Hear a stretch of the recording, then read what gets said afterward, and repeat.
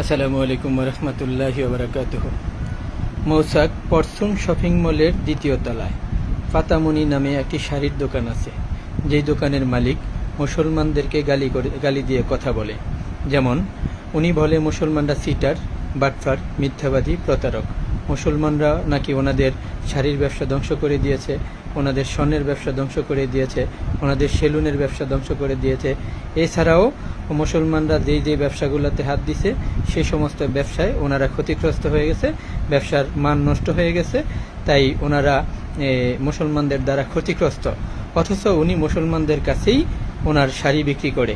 তাই সকল মুসলমান জাতির কাছে আমার বিনীত অনুরোধ এবং আহ্বান, সবাই এই দোকান থেকে কেনাকাটা বন্ধ করুন, এই দোকানকে বয়কট করুন, এমন পরিস্থিতি তৈরি করুন যাতে উনি এই আচরণের জন্য ক্ষমা চায় এবং ভবিষ্যতে আর এই ধরনের আচরণ না করে।